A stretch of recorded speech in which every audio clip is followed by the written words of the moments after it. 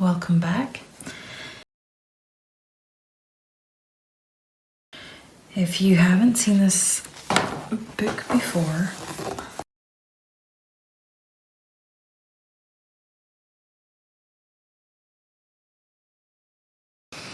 I have done 2 videos of this before. Basically, it's, well, as it says on the front, it's a puzzle book. So there's a story and it's got questions and things, you know, like how do they do that? Like a maze. So it's really cool. Definitely made for children, but the last time I did this, I struggled. So I have a pen and a notepad close by because undoubtedly I will need them.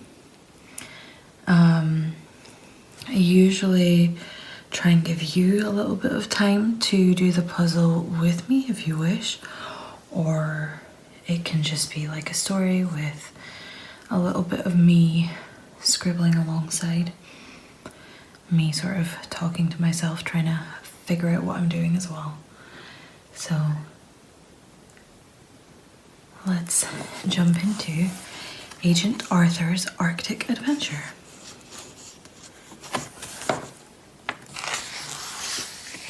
Okay, so sort of not look at the contents. Well, I won't, but you can. So we have, it usually starts this way with an action code where things mean all different things. So I will definitely need pen and paper to figure that out, but I will read the story to start with. So, after his successful mission on the stormy seas, Arthur was looking forward to a well-earned break, but Jake Sharp, Arthur's uncle, the founder and the brains behind the action agency, had other ideas. And so, following Uncle Jake's orders, Arthur soon found himself flying into the Arctic Circle on his latest top-secret mission. As Arthur flew over icebergs towards the snow-covered coast, he tried to remember vital action agency information and not to think about holidays. Just as well we packed our winter woolies, he whispered to Sleuth, the dog. Still, I'm sure we won't have to go outdoors much. It's far too cold for any villains to be up to no good. So we have this. Each time symbol for A is shown in the yellow box. So that's A. So then we go from here and then we go A, B, C, D, E, F, G.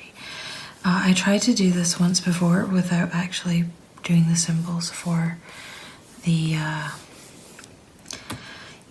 for the letters, and it was proved impossible. So this time I'm gonna write down which each one means. So I'm gonna just get this over to the side and hope that you can still see it. I hope there's not too much glare. I noticed there's a little bit of glare on the pages. Hopefully all is good. Also, my hands look terrible because it's winter, so apologies. So here, if you want to pause and do the puzzle along with me, here we have the puzzle. So this letter is the letter A, and then it seems to be going backwards. So this is A, and then this would be B, etc. So if you want to do along with me, pause. Okay. I'm gonna pop it down. Get out my notepad. This is the stand of my tripod. It will not move out of the way. I have a nice handy rubber on the end of my pen, or eraser. If you were American, I know rubber is something completely different to you.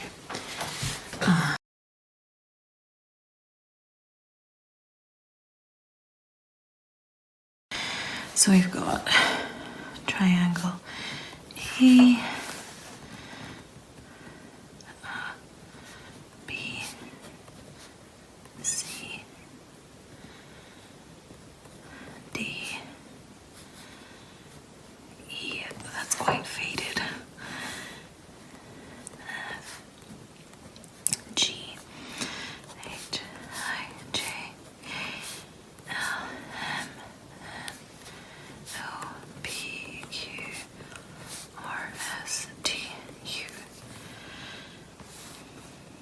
Okay, so B to Z. And then 0 to 9. Okay. V, W, X, Y, Z.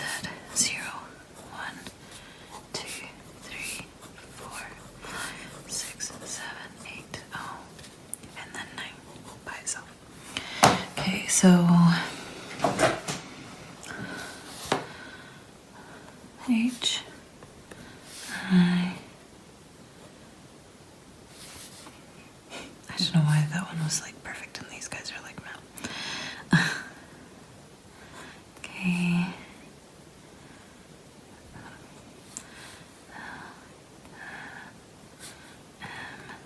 What is that supposed to be? I think it's just faded, perhaps. Oh dear, we've got like double thingy arrows. What is that? Is that the @ symbol? I'm gonna pretend like it is. Hashtag. I don't know if that's how that goes. Not really. That one's an easy enough one. I almost went that way. That would have been bad. The little hangman's who's upside down exclamation point. The equation thing from Microsoft Excel. Omega. Upside down exclamation mark.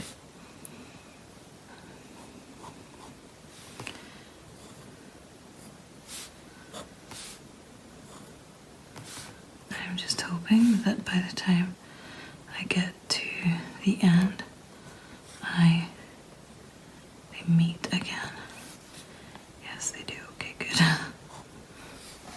Okay. So, hopefully you can still see. We have Hangman's News. Just W. So the space is the / symbol. For some reason, my book, well, not for some reason, my book is just so old that the / is kind of gone. Not entirely sure if full stop. Oh, I think full stop is the fully down line. Okay, so W, something E. What's this one? H, E, N, I assume. Yes, when W, R, oh, what's plus? I, 2 exclamation points, T, T, E, N, A, L, L, A. Is that a double or is that? Yeah, it's a double. A, G, E, I assume it's agents. T, S. When all agents. C, O. What's that one? It looks like a candlestick. I think it's the downwards pointing arrow. Yes, it is. D, E, N, A, M, E, S.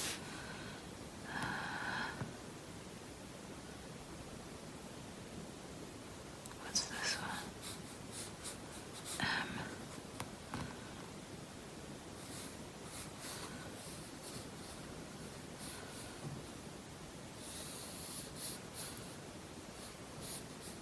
U, S, T, must, A, P, P, E, A, L. No, not L. What's the S one? R. Oh, up here, not up here. A, S, A,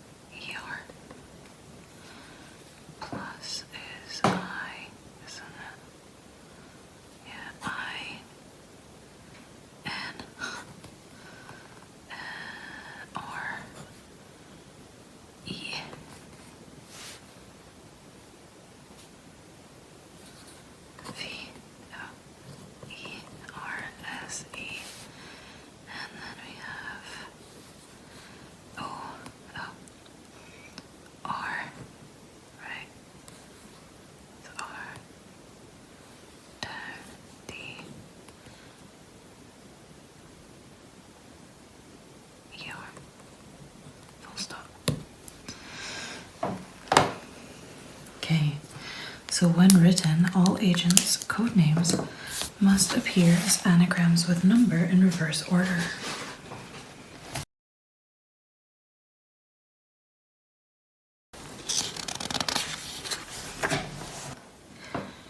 Agent Arthur stepped out of the plane in Hoodlum Bay, squinting as the sun glared off the snow. He glanced down at Sleuth, who snorted in disgust at the blasts of icy wind, then growled at a nearby pack of huskies. "Come on, Sleuth," Arthur shouted. "Let's grab some food." They slithered across the icy runway, down the main street and into a bar. Arthur quickly ordered, then looked around. Hoodlum Bay seems normal enough, he thought, above the sound of Sleuth chomping. I wonder why I was sent here. Arthur picked up his moose burger and took a huge bite. A piece of paper flew out of it. Arthur gasped as he spotted some familiar symbols. It was a message from the Action Agency. What does the message say? First of all, what's going on here? Specialties: Arctic roll, chili, polar beer, glacier mince, ice burgers, cold slaw, frost bites. I think that's quite a fun touch. Okay, so if you would like to do this along with me, just remember. Oh no, that's quite difficult.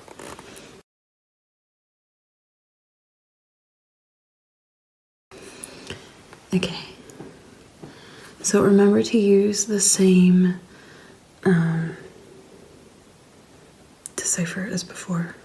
It's not decipher. Cipher. To decipher. Okay, got it. Now it's time for me to try and get it.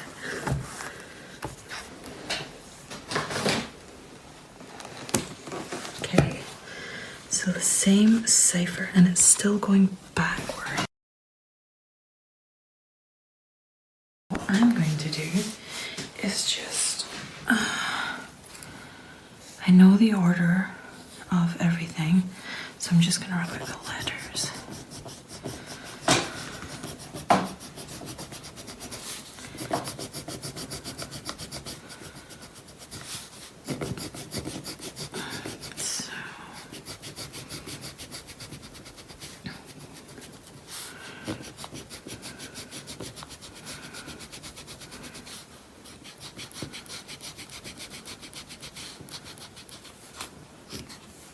So okay, so S is our A.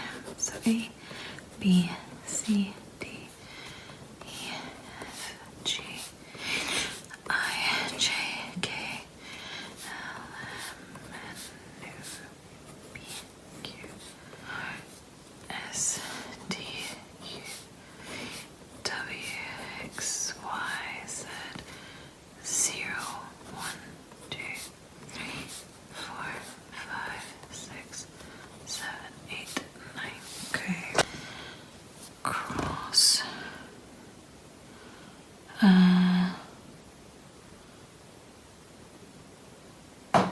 P. R. That was an O. Yeah, I remember it was, because it was funny because it's like something. Exclamation point is E. Pro E. Oh dear. Why do I feel like this is wrong already? Pro E. Pro E, really? Oh, that's a C, not an E. That's why. Oh. I still did an E. C, and let me rub out this little tiny little bit that made me think that was an E. C. Okay. These are E's. Proceed. 2. P, O, S, T, O, F, F, I, C, full stop. A, oops, where am I here? A backslash N S down W E R upside down G R E N right E E N P H O N E full stop exclamation mark C O N T A C T right C O N A C T down is W I L L contact will what's the of course it's the A, silly. A S K I is T H T H is the B A K E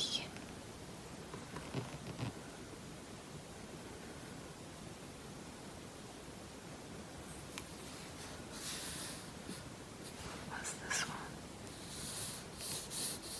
D is the baked. A L A Alaska, right? Yep. Is the baked Alaska ready? Right. Yes.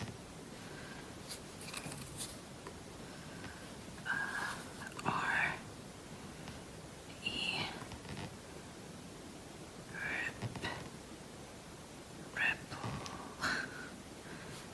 reply ripples. Wait, what?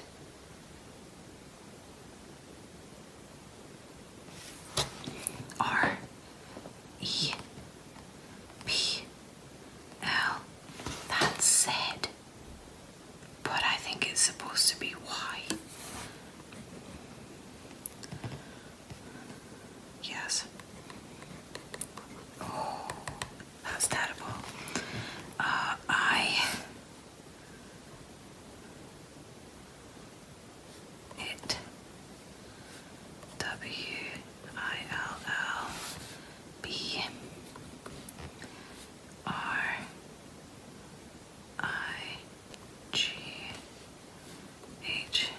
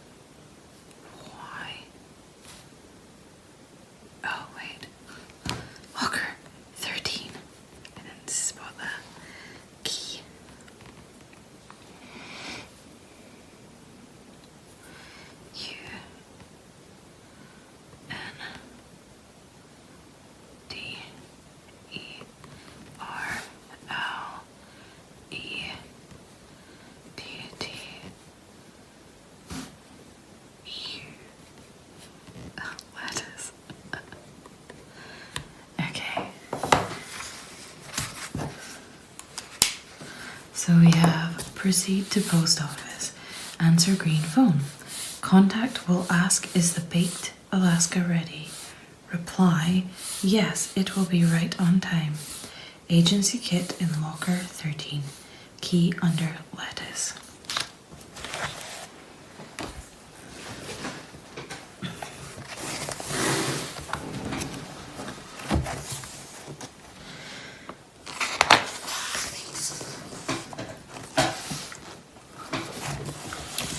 Making contact. Arthur retrieved the key from under the iceberg lettuce. He gave Sleuth the note to dispose of, then paid the bill. Sleuth was chewing happily as they left the bar. Keeping alert for skidding skidoos and stray snowballs, they headed out into the snowy streets. I think that is supposed to be a bit of a tongue twister. So here they're watching out for the skidoos. They go into the post office. There's a green phone, a blue phone, and a pink phone. So here he is on his green phone. Is the baked Alaska ready? Says the other person. He said, yes, it'll be right on time. So he's obviously quite cold. They made it safely down Avalanche Avenue and across Polar Bear Boulevard. Arthur pushed open the post office door and strode inside. To his right, he saw a row of telephones, and through a door he spotted the left luggage lockers. Just then, a phone began ringing. It was the green one. Arthur dashed over to it and picked up the receiver. A muffled voice asked a familiar question. It was his contact. Arthur panicked for a second and wished Sleuth wasn't such a quick eater.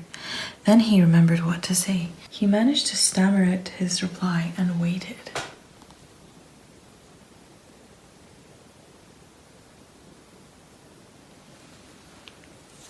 Hello, this is Agent Alex. I'm in a safe house and have information about Spider Organization activities. We'll meet in the park. Hang on, there's a plane right overhead. Okay, it's landed. Wait at the fountain southeast of the safe house. Arthur listened intently to the agent. His brain reeled in shocked horror at the mention of the Spider Organization, the most powerful gang of criminals in the whole world and sworn enemies of the Action Agency. Suddenly the voice broke off. Arthur strained his ears. He heard the sounds of a struggle, then the line went dead. Arthur stared at Sleuth in horror. A fellow Action agent was in trouble. Arthur must race to his rescue, but where was Alex? Sleuth barked and scampered off to the lockers. Arthur dashed after him and yanked open locker 13. The essential agency kit fell out. Amongst the handy objects was a local town plan. Where should Arthur go? So it was southeast at the safe house. Wait at the fountain southeast at the safe house. So if you want to do it along with me, take a little pause.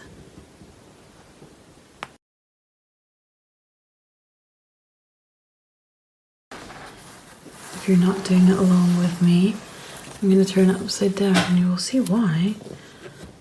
North. So, southeast of the safe house. This doesn't help very much. Alright, fountain. There are 1, 2, 3, 4, 5, 6 fountains. Okay, so north, east, southwest. So I'm looking at a fountain that is southeast of a safe house. How do we know where the safe house is? I assume it has something to do with the plane.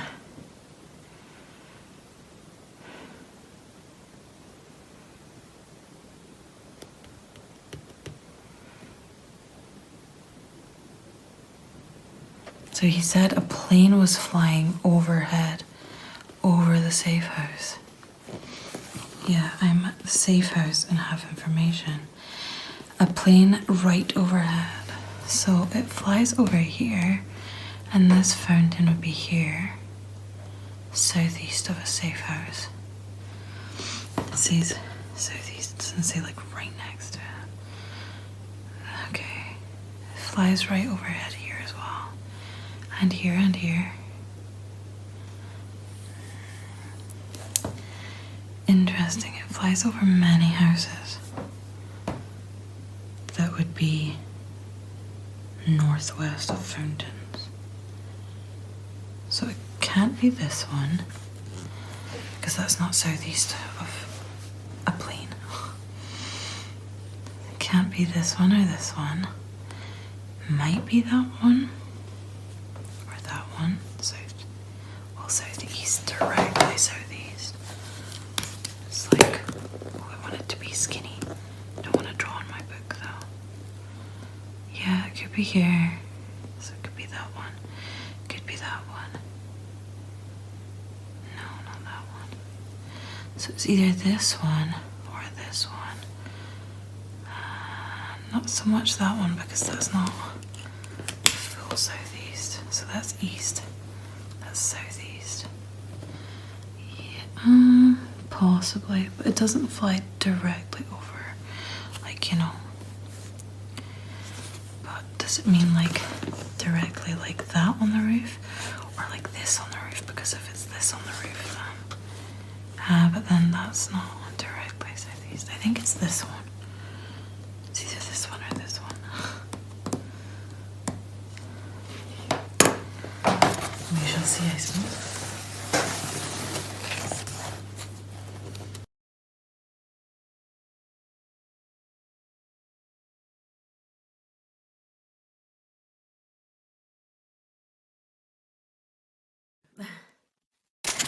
I also noticed that there's clues at the back of the book, or at the back of the section, so I wasn't entirely sure if I was right here, so I was going to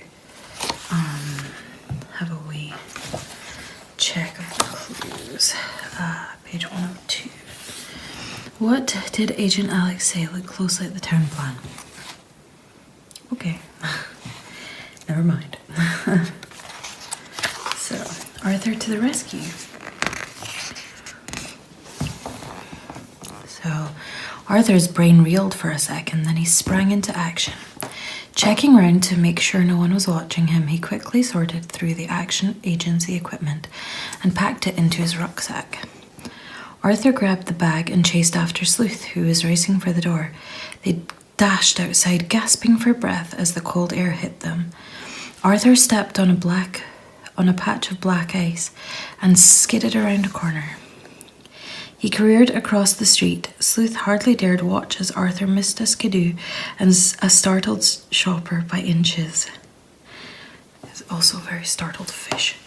As he struggled to stop his slippery slide, Arthur spotted a lamppost. He reached out and clung on desperately. With Arthur treading carefully and keeping both eyes firmly on the ground, they reached their destination. Arthur studied the large timber house ahead. It all seems quiet enough, he whispered. Maybe we've got the wrong place. I'll try action plan A, the direct approach. He rang the bell and waited, then he rang again. At last the door creaked open and a spiky-haired woman stared out at him. I'm looking for Alex, Arthur said. Does he live here? The reply seemed innocent enough, but as Arthur turned to go, he realized something was very wrong. What is wrong? Well, the guy says, no, you must have the wrong house. I'm all on my own here. That's why I didn't hear your first ring. The reply seemed innocent enough, but what was wrong? There was a person there. I assume that's what it is. Also, look at Sleuth. He's just like stuck under the thing because the cat shoved some snow on him, huh? Unless there's something wrong with the colors. I reckon it's just because there's someone there.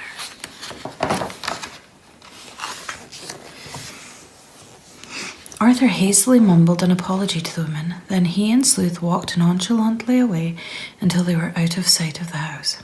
Now for action plan B, Arthur hissed. The sneaky approach. Keeping to the shadows, they retraced their steps and crept round to the back of the house. Sleuth sniffed the air for danger. It was okay. No one had spotted them. I'm just turning down the brightness on my light because there's quite a bit of glare. Hopefully that's still good for you. Seems to be good. Still glare though. Keeping to the shadows, they retraced their steps and crept round to the back of the house. Sleuth sniffed the air for danger. It was okay. No one had spotted them. Arthur heard voices inside the house and, with all senses on red alert, peered in through a grubby window. He saw the spiky-haired woman and the man from the upstairs window, so it was right. Arthur's ears pricked up at what he overheard. He whispered a plan to Sleuth, who scampered away to trail the burly man.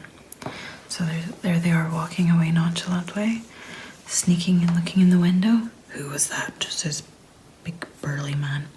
Just some pesky kid. You join the others with their new hostage, Agent Alex, back at base. I'll search for the information, then get back to base. Arrange decoys to put any meddlers off my trail. And then Arthur says, you follow the man. I'll watch the woman, then tail her back to base. We'll meet there.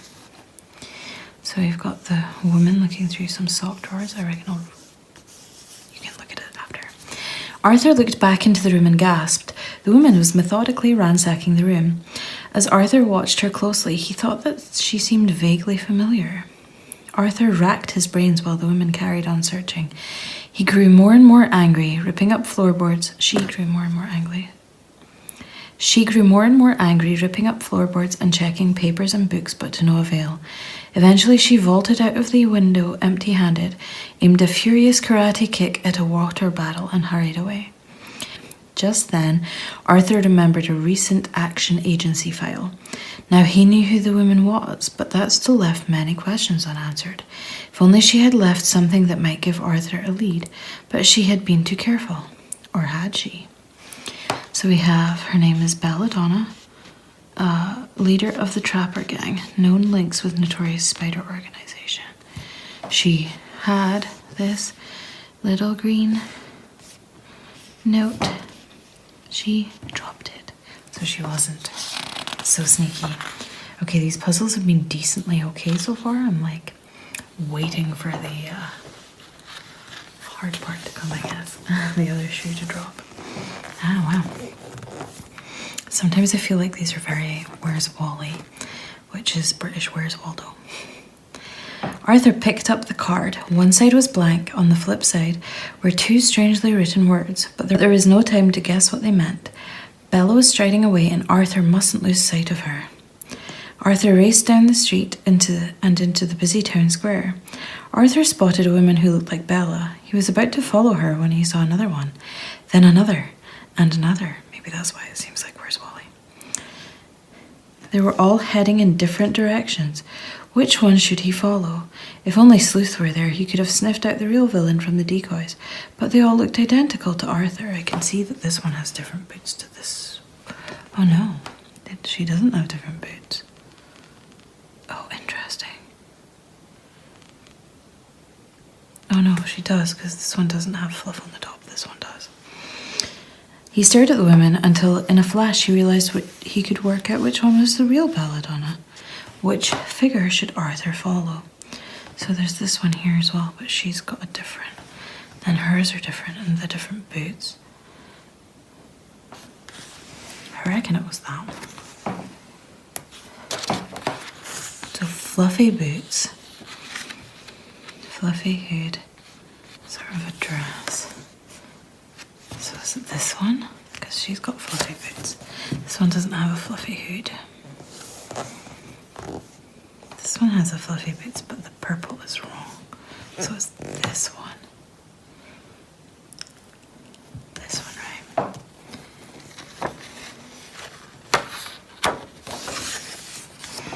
On the trail. Seems to be the right one, I think. Arthur watched Bella leave the crowded square, then he set off through the quiet alleys after her. Tiptoeing silently from building to building, he stalked his quarry through the back streets of Hoodlum Bay. Arthur tried to melt into the background as his footsteps crunched over the snow. Up ahead, Bella stopped. She seemed to be listening for something. Suddenly, she whirled around, brandishing a gun. Arthur dived for cover and held his breath. He looked up. Bella was coming right at him. Just then, a black cat darted out in front of Arthur. The villain smiled, lowered her revolver, turned, and walked away. As soon as Arthur's pulse rate returned to normal, he cautiously picked himself up, brushed himself down, and started off again. Bella marched on quickly, unaware of the shadowy presence following her. Minutes later, a dark, hairy bundle jumped up at Arthur. It was Sleuth. The two of them hid behind a crate and watched Bella walking up to a canning factory. This must be the Crook's base. "We've got to get inside," Arthur whispered, "but how can we get past the guard?" Just then, the guard asked Bella for the password. "Halt! Who goes there? What's the password?"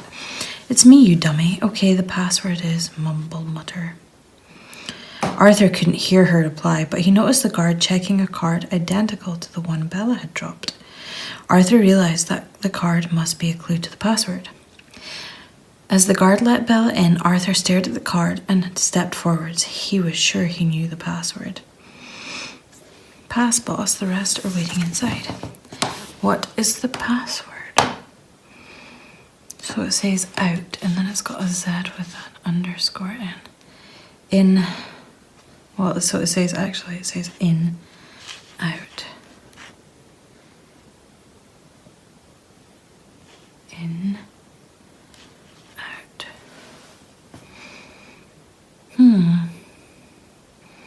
It's almost like a dingbat or something. You know those funky word puzzles where it's like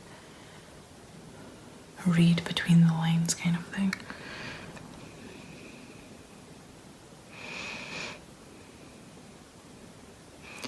In, you, out or something. I'm not sure. What is the clue?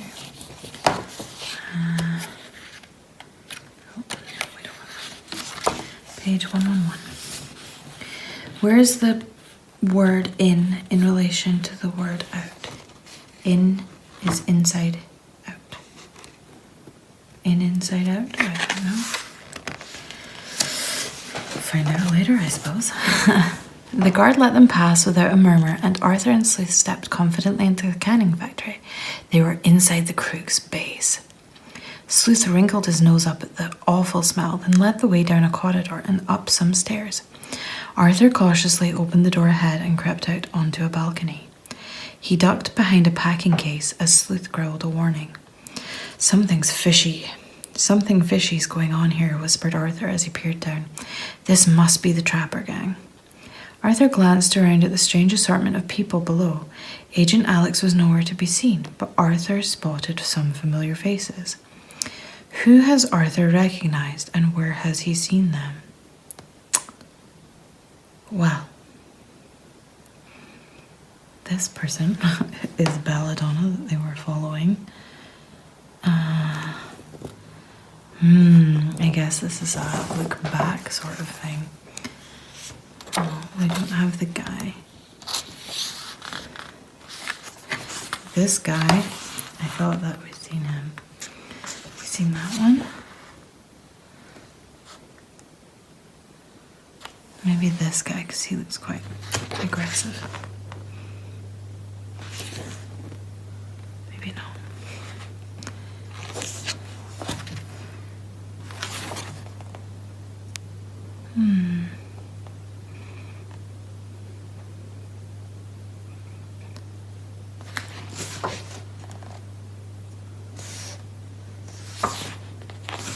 Is there anyone else I should recognize? I definitely recognize this guy. Perhaps. How about this guy with like a racing coat on? No, I don't think so. Definitely this guy.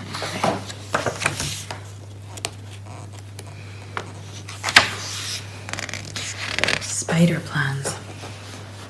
Oh, we've got. If you can see this. Oh, that's okay. These are just anagram ones. Phew.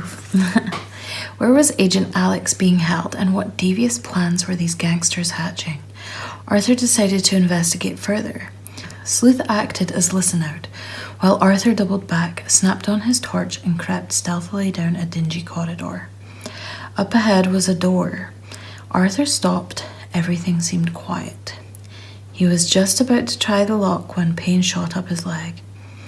"Get off," Arthur hissed until he suddenly realised why Sleuth had stopped him. Arthur ducked. I see. Arthur ducked, then limped quietly after Sleuth, who led him down another corridor and into an empty office. Sleuth pawed at a locked attaché case. Arthur fumbled with his agency skeleton key. The lock sprang open. He spread out the contents of the case and stared excitedly at the photos, pictures, and writing. Could these be the Spider Organization's plans? He had to decode them. Can you decipher the codes? So if you are hoping to, we have, here is 1. So pause. Here is another, sorry it's sideways, but that's the way the tripod goes. Okay. Okay, this one doesn't seem so easy, but this one seems to be you can't fly directly to base due to mountains and sandstorms and snowstorms. You must follow the spider route. Fly north of first beacon, then turn east to the sea. Caribou Creek is due west. Continue north to second beacon. Below beacon is a village. At the village, fly west through valley to third beacon, then south towards beacon number 4. Below beacon is a glacier. Follow the glacier west-north, northwest towards the 5th beacon. The base is in the valley on the east side of the mountain, southeast of the last beacon. That's easy. Action Agent Alex lives in a log cabin at Caribou Creek. Safe house in Hoodlum Bay discovered. Prime suspect for stealing vital SO map. He must be taken care of before handing over map. Hostage value 9. Professor Test Tube. Brilliant but gullible scientist, a specialist in germs. We have observed her daily movements. Her kidnap will present no problems. Hostage value 8. This one is not so easy. I'm going to see, look, that looks like it says and, but then none of these other ones sort of follow this pattern. That was really easy for me to read. This is not so much. I mean, oh no, okay, spider organization. Okay, so perhaps we start at the bottom.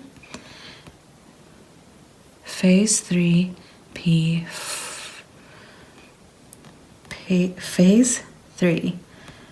Professor Tube will make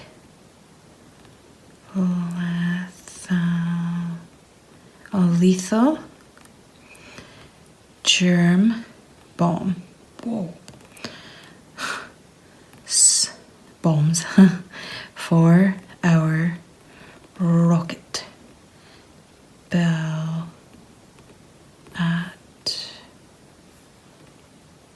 Bella to win,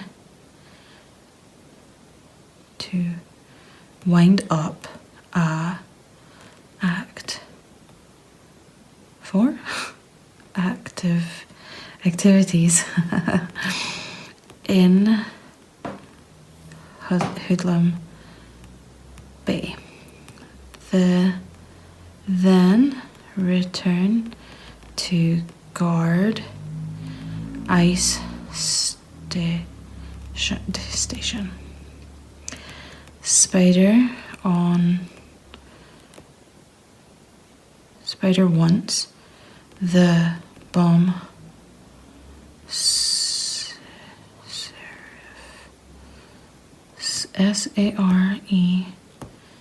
bombs are finished.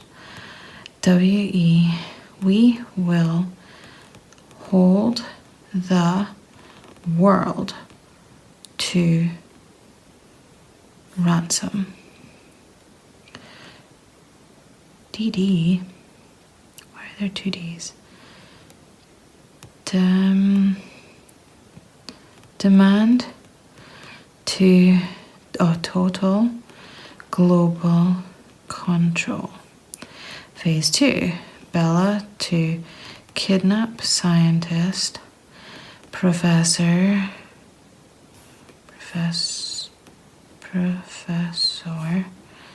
test tube and force her to work at ice station.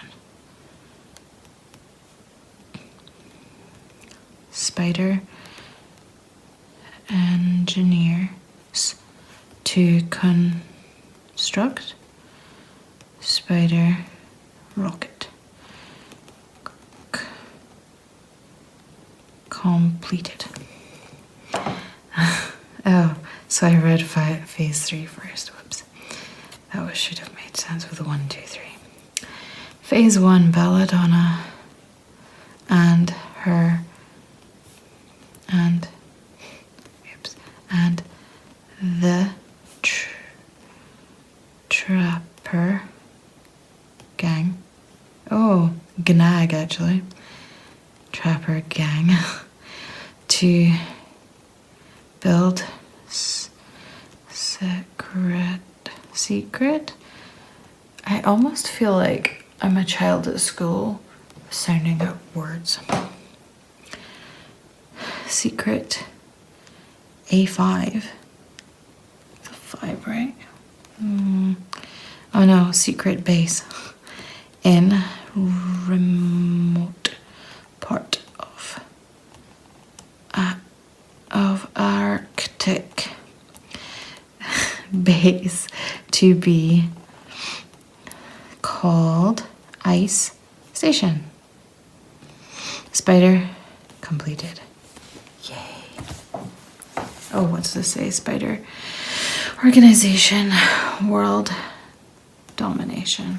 Plan 3. Okay, that wasn't so bad. This was easier. For me. These plans were dynamite. Arthur's brain reeled as he snapped a photo with his agency mini camera. His mission now must be to find Ice Station Spider and stop the villains.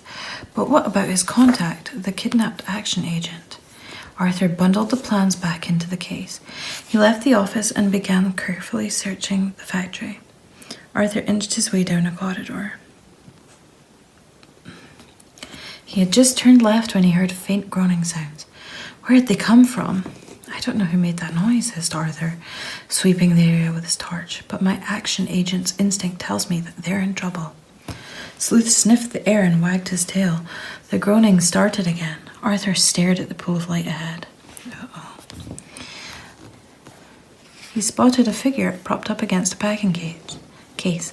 Arthur recognized his contact in Hoodlum Bay. It was Action Agent Alex. He was bound and gagged. Arthur knelt down and checked that the agent was okay. Alex's eyes opened wide in amazement when he saw Arthur. As Arthur gently peeled off the gag, Alex whispered a vitally important message. I hid a map and information in my cabin at Caribou Creek. You must get them before these villains, but it's a dangerous journey and you'll need help. You must find the undercover action agent in Hoodlum Bay. But I only know the agent's codename, Snowstorm, and number 231. When Alex finished, Sleuth began biting through the ropes around his ankles, but the agent stopped him. Leave me here, he hissed. Otherwise those villains will know they've been rumbled. Arthur didn't want to leave his fellow agent in the crook's clutches, but there was no time to argue. Just then, Sleuth growled a warning. He could hear footsteps heading towards them. There was nowhere to run. They must hide, and quickly. Where can Arthur and Sleuth hide? In the fish box? They definitely can't go in the ice room or in the vent because that will be freezing. Oh, there's a trapdoor. There's a 10-ton weight on it. Surely not. Suppose they could hide around there under that. Perhaps. Oh wait, no, there's a hatch up there, but how would they get in? Obviously the ladder, but there's a padlock on it. Surely there's something I'm overlooking that's like way too obvious. The paddle. I mean, it says case full of it in there, unless that's a lie.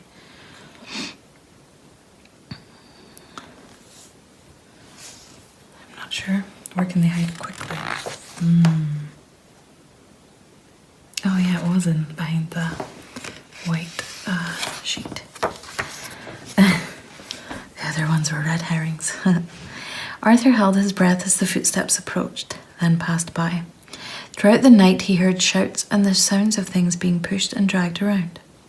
It was late before the coast was clear. Arthur nudged Sleuth and they crept out of the case. They dashed out of the deserted factory and back into town. There was no time to lose in getting to the log cabin at Caribou Creek. But we can't head off into the icy Arctic wastes, Arthur said, shivering at the thought. Not until we buy new gear and find codename Snowstorm. Arthur flicked through the agency handbook, racked his brains to remember survival lesson E for essential Arctic equipment, while Sleuth led the way to the shops. They carefully selected the thickest Arctic gear and 10 layers later they waddled out. Sleuth checked their food supplies while Arthur tested the camping equipment. They staggered out of the ski shop. Arthur hired a souped-up skidoo, test drove it to the garage and filled up the tank and the spare petrol cans. Last of all, Arthur bought a sturdy radio. Now they were ready to go, except for one thing. They still hadn't found the undercover action agent in town. Arthur thought back to what he had seen and heard. Then he remembered Action Agency Membo 523, and in a sudden flash of inspiration realised who the agent was. Who is codenamed Snowstorm? Well, here we go. Sam Storm's Snow Store. Well, that seems like a clue, doesn't it? Here they are he is getting ready, and 10 layers, stormy weather is due. 3270 is the price on there. Wasn't it? Oh, 231 was his code.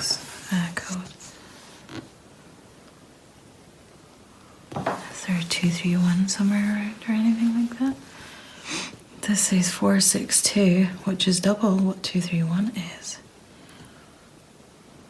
That's the food. Hot water bottles. This says Snowcat. We've got 321 Snowfall Boulevard, 151 Avalanche Avenue. 132 Sormound Street, which is also 231 Snowstorm. Come back in half an hour. Your green sled will be fixed then. This is the person he's looking for. Because hers says 231 Snowstorm. It's her. She's the... Isn't she the... No, she's not the professor. But she's the one they're looking for. It's snowproof, stormproof, and shockproof. And there's a warranty. And the guy is a pirate with a cigar. I'm not entirely sure I'd be trusting him, but... There you go. Into the Arctic. Arthur and Sleuth skidooed back to the garage where Snowstorm was collecting her sled. Arthur stepped forwards and flashed his Action Agency ID. Sleuth wagged his tail as Snowstorm gave the correct Action Agent's reply. Search, solve, and survive, she whispered. My name's Zoe. What's going on? Zoe listened intently while Arthur explained. As soon as he had finished, Zoe introduced Sleuth to her huskies, hitched up the sled, and jumped aboard. Follow me, she yelled. It's a long trek, but I know the way. They sped off in a cloud of snow. Zoe led the others at breakneck speed over the bleak tundra. She used her natural instincts to guide them deeper and deeper into the freezing wastes, while steering clear of icy hazards and wild animals. When night fell, they set up camp and tried to thaw out by the fire. But it was a sleepless night. By dawn they were back on the trail. Struggling against exhaustion, they raced over the snow until at last Zoe stopped and pointed to a cabin below. This was Caribou Creek. So here we have them, him meeting her and them going on the huskies, or on the sled. There you go, caribou. A big footprint. A wolf howling and then Sleuth howling back. Stay awake, Sleuth, says Arthur on his skidoo. And then there's where they're going. Sleuth bounded on ahead to sniff out any trouble in the log cabin. He wagged his tail and barked the all clear to the two agents. Arthur parked the skidoo while Zoe tied up her huskies. Then they stepped inside. They glanced around Agent Alex's tidy cabin. Where was the map and the information hidden? The trio began searching. With our highly trained agency skills, this won't take long, Arthur thought confidently. Just then, Zoe cried out. She was holding a large folder. Arthur dashed over and stared at the contents, action agency files, and papers. They were important, but where was the map that Agent Alex had mentioned? So we have Captain Jack Tar, special skills, surviving stormy seas, latest mission, North Sea oil rig firefighting, patrol commander. Jane Prince, recent recruit, ace photographer, currently working undercover in Thailand. Agent Angus, special hang gliding. Agency signals. Agency signals. All signals use basic equipment that is readily available. Air to ground, 3 flashes, red, green, red, we will land. Ground to air, 3 flashes, blue, green, blue, it's safe to land and pick us up. Sea to air, green flash, make for safety. Sea to sea, 2 red flashes, danger. Arctic HQ, 352 kilohertz. Office, 96 FM. Pacific HQ, 108 long wave. Desert base being repaired. Island base, 35 FM. Jungle hut, 373 kilohertz. Well, seems like a radio station. Zoe and Arthur carried on looking until they slumped dejectedly to the floor. Leave that lambing alone, Arthur suddenly shouted to Sleuth, or you'll... Too late. Sleuth crashed into the stove, sending logs flying. One of the logs bounced on the floor and split open. Out rolled a piece of paper. It's a spider organization map, shouted Zoe. But what use is it? Arthur suddenly remembered the directions he had found in the canning factory. If they followed those directions using this map, he was sure that they would locate the spider organization's secret Arctic base. Ah, yes, I recall. The one here.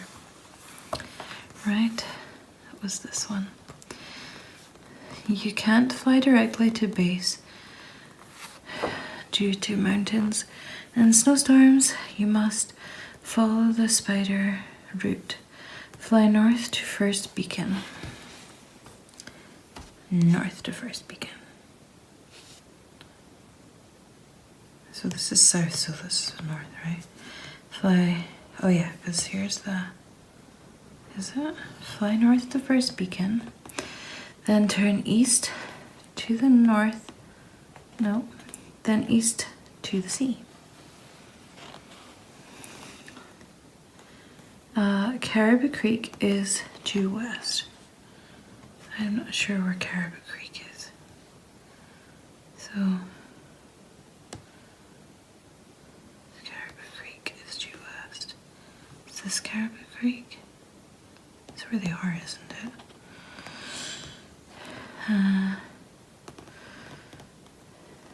Continue north to second beacon. Okay. I'm confused. Fly.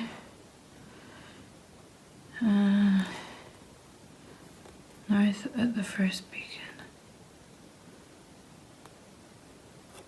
North to first beacon. Then turn east to the sea. Caribou Creek is due west. Continue. North to second beacon. Below beacon is a village. Okay, so they go here and then here, as I thought.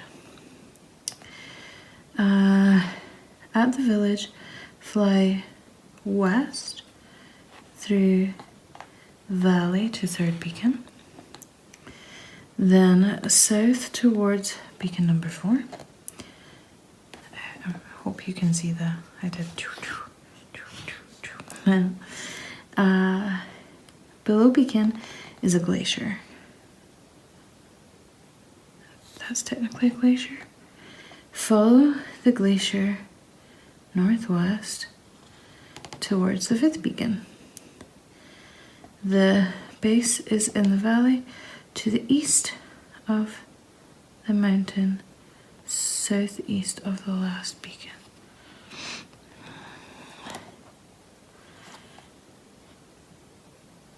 Okay, so this is the last beacon, so southeast, so it's like here, off of the page.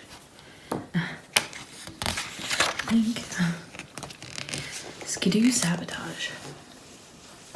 Oh, apologies, we've kind of gone a bit wonky. There, no, it's still. Just then Arthur heard a noise outside. He glanced out of the window and gasped. Armed villains were arriving. It was time to leave, and fast. So he sprang into action as the door opened. She pulled it to, rammed the bolts home, then grabbed the map and files. There was no time to dive for cover as the Spider-Man opened fire. Bullets whistled through the door into the cabin.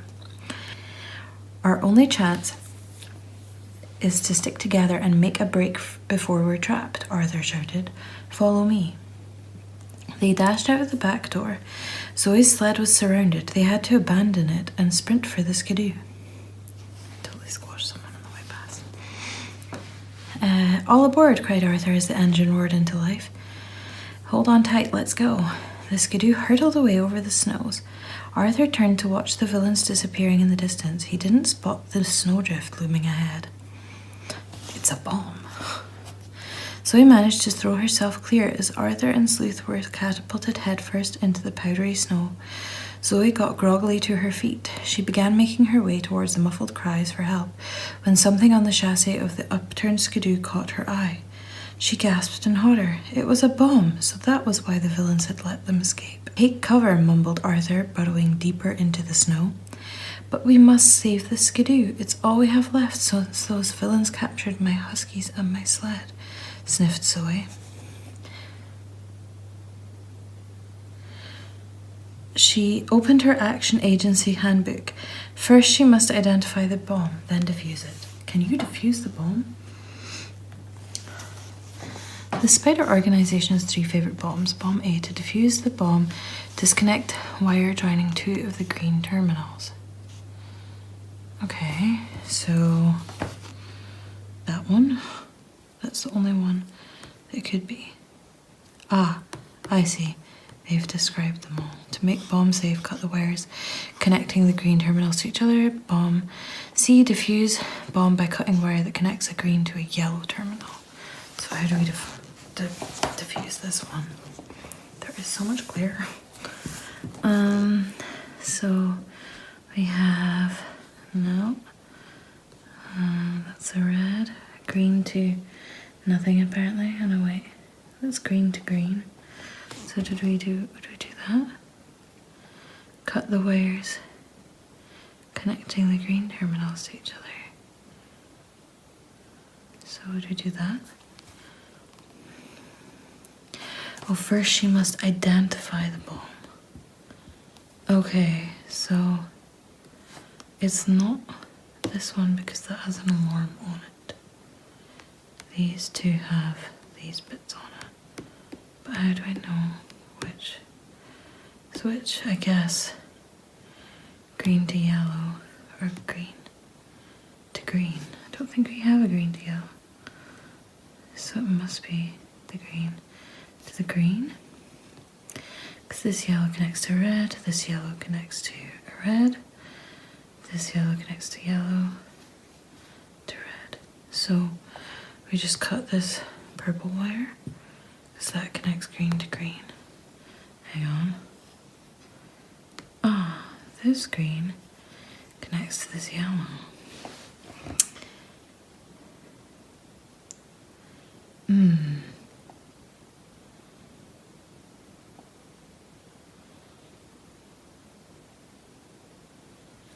Unless it's like the pattern. 1, 2, 3, like in a row. 1, 2, 3, kind of. 2, 3, 1, 2, 3, 1, 2, 3, 1, 2, 3, 1, 2, 3. Okay, so it's this one. We cut yellow to green, which is this one. This one. Cut that purple wire. That makes sense because this is 1, 2, 3, 1, 2, 3, 1, 2, 3, but an orange box. White out. Can't contact HQ, so it's up to us to reach Ice Station Spider, but we're low on food and fuel, so we've got a few days passing. Let's read. It's quite a lot of reading. Also, child me, because this is my book from when I was a kid. Child me decided to draw on this with some pencils. Zoe held her breath as she cut the wire. The bomb stopped ticking. I was trying to see if it was maybe the one that I could, like if you could see, but you can't really. She let out a huge sigh of relief and stowed the bomb in her pack. Arthur dug himself out of the snowdrift and checked their essential survival equipment. The everything-proof unbreakable radio was broken. See, told you that guy looked sketch. Arthur assessed their situation. There's a direct route to Ice Station Spider, Zoe said, once he had finished, but it will be a long, hard journey across the bleak Arctic wastes. We must start straight away. Zoe was right. Arthur snapped on his snow goggles, he started the skidoo, and the trio headed off. As they drove into the empty white landscape, Arthur shivered. Would they ever see Hoodlum Bay again? For 4 days and nights they struggled on, pitting their wits again and action agency skills against the treacherous terrain and hostile climate. Biting winds froze their flesh. The trio stretched their limbs to breaking point as they hauled themselves over icy obstacles and escaped from angry Arctic animals. At the end of the 5th day, they set up camp on the ice cap. Zoe studied the map. They had made good progress northwards. Now maybe it was time to head east. While Zoe was checking their position, Arthur peered out of the tent and spotted some wreckage in the distance. I'll investigate that crashed chopper due west, Arthur said, trying to stop his teeth chattering. Come on, Sleuth. Sleuth reluctantly trailed after Arthur. The wind blew away Zoe's warning. Arthur and... She says, be careful, I think there's a storm brewing. Arthur and Sleuth trudged on and on in a straight line towards the helicopter. The wind started howling and thick snow swirled around them. We must get back to the tent, Arthur shouted as gusts of wind blasted towards them, driving blinding snow into their eyes. We'll never survive this weather in the open. But as they retraced their steps, the tent disappeared in the white-out conditions. Arthur huddled next to Sleuth for warmth. He tipped out his pockets and suddenly realised they had a chance to get back. What can Arthur use? How can they get back? Well, he has rope, a torch, a whistle, matches, a penknife, a compass, a megaphone, there must be a big bag he has, but I don't see him wearing it, so I don't know. A toothbrush and a carrot in a bottle. I think it's just supposed to be a bottle. He probably could make a whole lot of noise if he whistled and through the megaphone, but I'm gonna check a clue for this one because I'm not entirely sure. I mean, you know, they could, and the flashlight wouldn't work so well. If they're getting back to the tent, the noise wouldn't work so well. That might work if they were doing a breadcrumb kind of thing. I'm not entirely sure. Right, where are we for the... Okay. 1, 2, 7. Arthur set off in a straight line due west away from the tent. In what direction must they travel to get back to it? Okay. East. They have a compass. That was way more simple than I imagined. Glacier Crossing. Arthur and Sleuth had thawed out by dawn when Zoe struck camp. They headed east and glided along smoothly until the skidoo shuddered, spluttered, and died. They were out of petrol. Doesn't matter, said Zoe, pointing down. We've made it to the Fox's Glacier, but this is where the going gets really tough. From now on, we must go by foot. We'll only take what we can carry. Sadly, they abandoned their skidoo and sorted through their gear. Arthur staggered under the weight of his backpack, then he gritted his teeth and stared down defiantly. They had to cross the glacier despite the deadly crevices, wild animals, and thin ice. Can you find a safe route across the glacier? Okay, so these patches are all thin ice. Can't jump over the crevices, I assume. This guy's asleep. Does that mean we're safe to walk in front of him? So we've got to go down here. And like, will these charge at us if we come down here? Like, I assume if you walk in front of something, it's going to charge at you. Maybe not these guys because they're sleeping. So let's try along here. I know I could rub it out, but it's kind of shiny paper, so I worry that it might not rub out. And also, I don't want to draw on my book. Not like me in the past did. Or not like I did in the past. So here, tiptoe past there. I can't really go up here because these like wolf things would start chasing us. I'm having trouble deciding what this is because it seems to be like sticking up, which means like going past here would be okay, but I'd reckon not because there's this walrus in the middle. So here, I see it seems to be like that, and that seems quite difficult to get up. Yeah, because we can't really go. I mean, we could go here and then sneak behind, but then we're still stuck with the wolves. Or whatever they're supposed to be.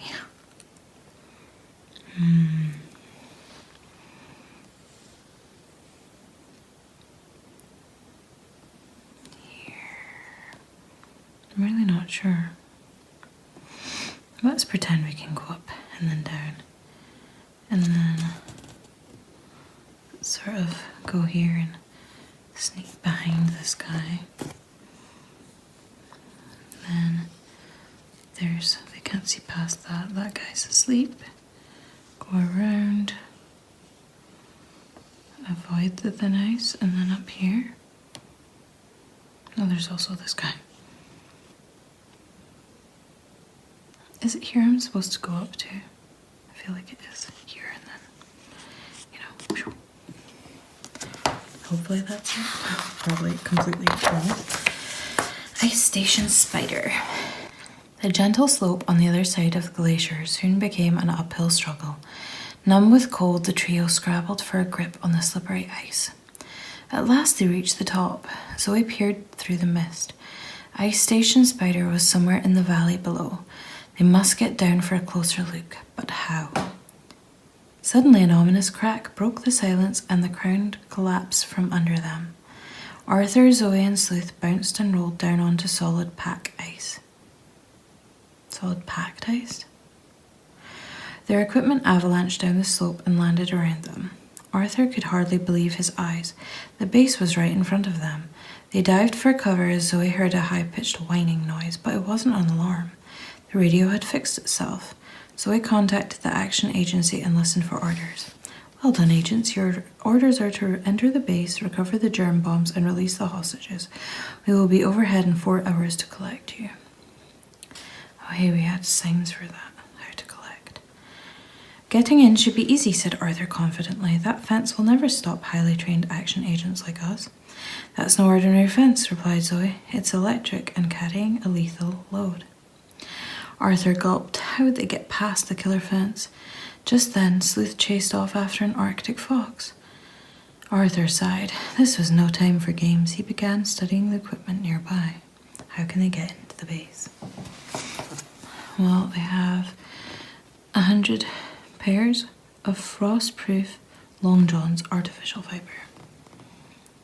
Spider aerosol paints, ideal for rockets, ozone unfriendly. Party 4, 10 cans. What else is there? I got tongs, which I can't use. I don't know. I'd probably just dive under because the Arctic fox is there and there seems to be a way through. I think that's what I was thinking to begin with, but it seems to be. Yep. Oh, they have. Oh, so there was already a hole, but since they have a pick. I don't see a pick. Am I being blind? Oh, there. Right here. Arthur and Zoe squeezed after Sleuth. Zoe held the torch while Arthur enlarged the tunnel with an ice pick. It was slow work, but at last they crawled up to the surface and wriggled out. They were inside the base. Just then, a searchlight swept over the ground towards them. Zoe dived back into the tunnel as Arthur and Sleuth flattened themselves face down into the snow. The searchlight passed silently over them.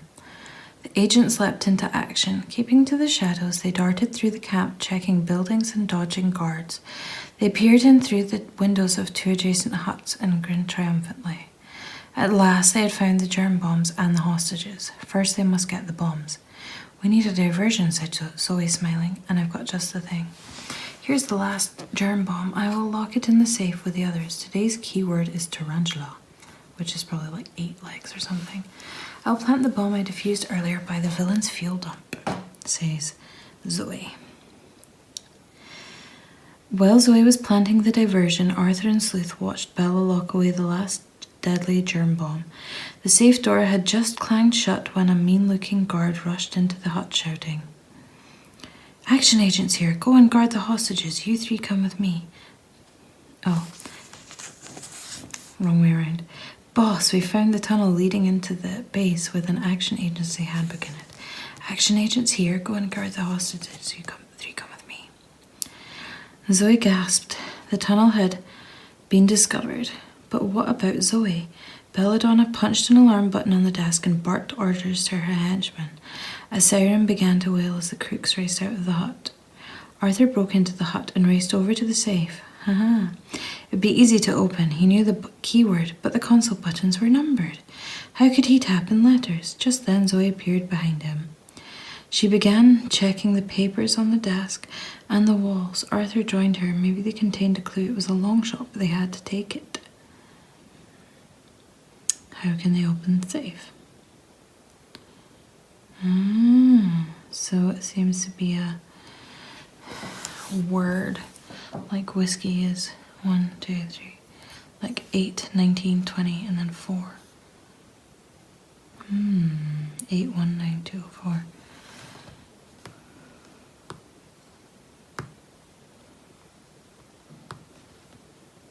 X. 16, 18, 18, 4. X.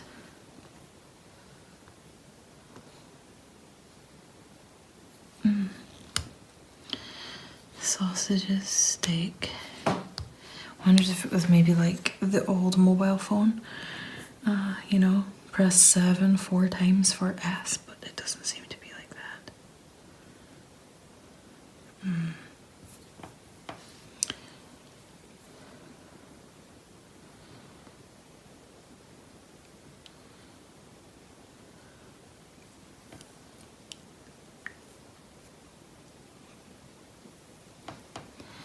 I just thought it would be 8, but definitely not.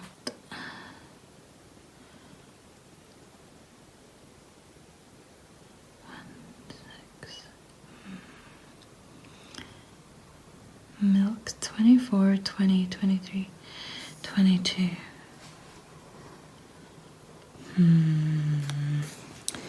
Alright, let's take a clue. 1, 3, 3. Look closely at all the pieces of paper on the walls and on the desk. Paper's on the walls. Vests. Tara. Long johns.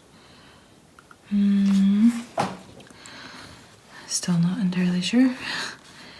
One of them has the first 4 letters of the keyword written on it.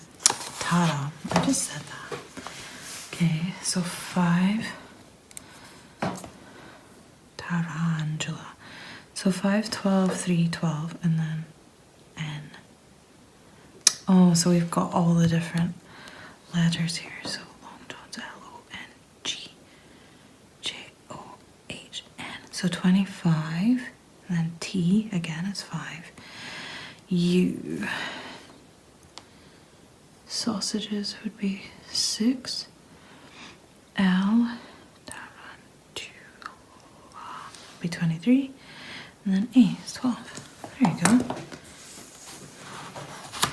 I had the answers written. I didn't have to try and work it out. Rescue.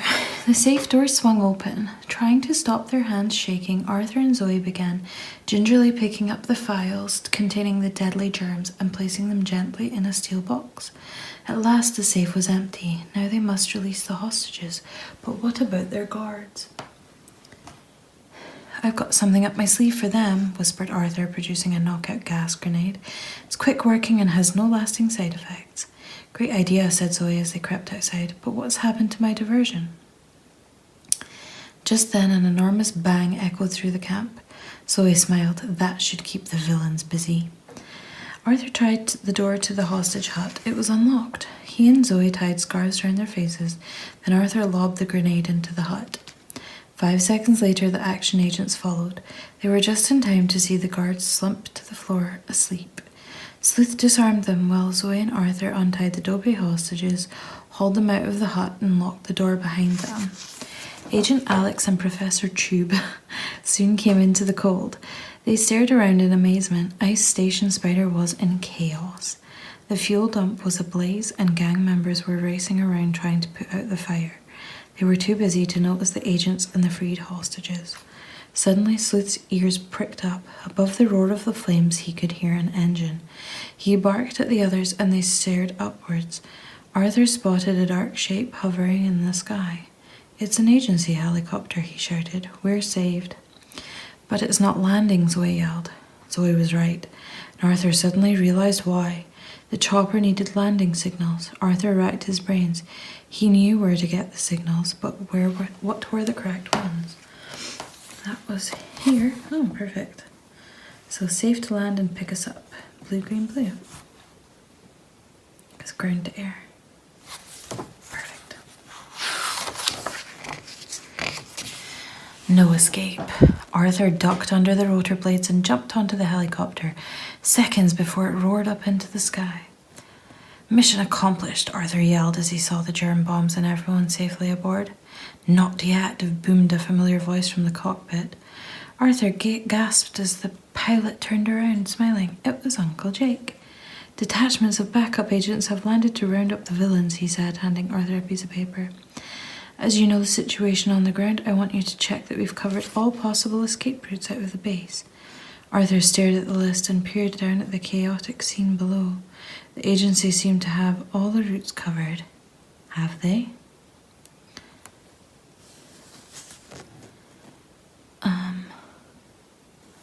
Well, here is where they dug in, so I don't think, there's the hole I think they came in. So I really don't think they have all the exits covered. Yeah, gate 1, gate 2, gate 3, rocket, helicopter, skidoos, any other way out is the hole that we came into. Oh, last page. Arthur was proudly clutching at the agency's highest award, the Action Arrow, presented by Uncle Jake. Arthur looked around happily at the familiar faces. As he listened to Uncle Jake's speech, his mind flashed back to the Arctic operation against Ice Station Spider. The backup agents had found the tunnel in time to catch all the villains. Yay, the tunnel. Except one. Belladonna had managed to slip through their fingers. Suddenly Arthur's spine tingled. He sensed that someone was watching, and he had a feeling he knew who it was. This time there would be no escape. Arthur tensed himself, ready to spring into action. The hint for this is easy, use your eyes. Pages 116 to 117, this is easy. What was that one? Where can Arthur and Sleuth hide? This is easy. How about... You don't need a clue for this. How funny. Some of these are mean. 1 to 8. You don't need a clue for this. Oh, okay. Alright, let's see. I like that. You will need to hold this page in front of a mirror to read the clues. I don't know if it's like common or not, but I have always been able to read back to front and upside down. Back to front probably, so I could do this book. Okay, so we got that. We got... Oh, so this house. Okay, yeah, so it was straight above. But I guess that one in the end, but that one was one of the ones I said, so. Directly overhead. If she knew he had rung twice, either she must have heard the first ring or someone must have told her. That makes sense. He also spots the face. She dropped a piece of paper. Ah, that's the real belladonna. No hood, wrong grip on boots. Different colour jacket, different colour boots. So it's just inside out. Okay. Oh wow, so there are a few people. That guy, that guy, that guy. We recognize that guy. And we deciphered that.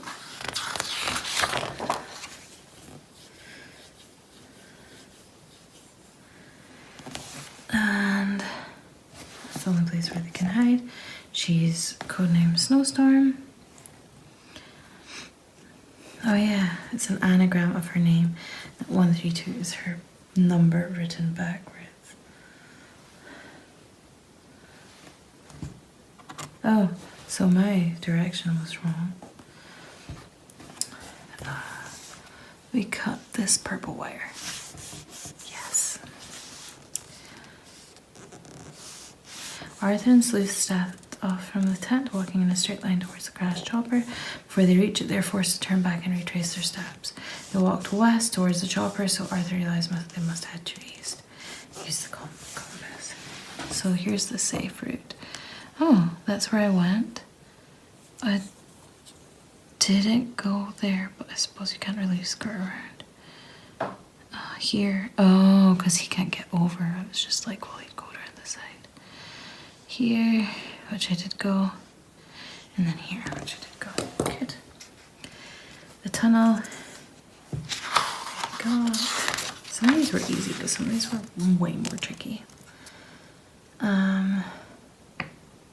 Yeah, tarantula. So we've got all these different. I looked at the clue for that one. He can find signaling equipment. Oh, I didn't think about where he could find signaling equipment. I thought about where he would find the paper. Silly. But yeah. On page 122, that's what I thought. They hadn't covered the tunnel. Belladonna is watching through the window. You can also spot some familiar faces from Arthur's earlier adventures. That's cool. Also, that looks intriguing, the haunted tower. Okay, so I hope you enjoyed today's video. I know that I sort of spoke really fast when it came to reading. It's because I know that these are quite long. I think they're about, well, this one was about 50 pages or so. Yeah, page, well, 98 to 139, so 40 pages. But because of the, get back to the first page.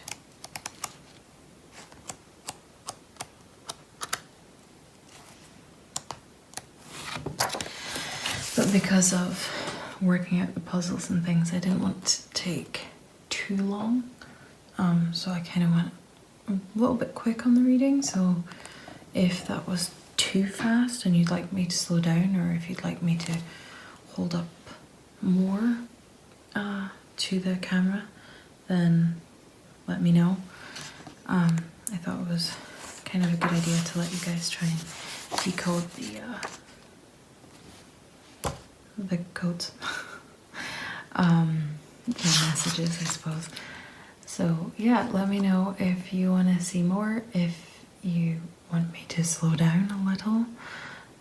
I don't know if I was racing through at the beginning, but I definitely noticed about halfway through that I was going quickly, so yes. But hopefully you enjoyed it. Maybe you're sleeping by now, that's totally fine. But yeah, so let me know if you want to see the haunted tower. I thought that was the next one here. Let me know if you want to see the haunted tower. I don't know how many puzzles there are, but we're about halfway through. So that hopefully you enjoyed this.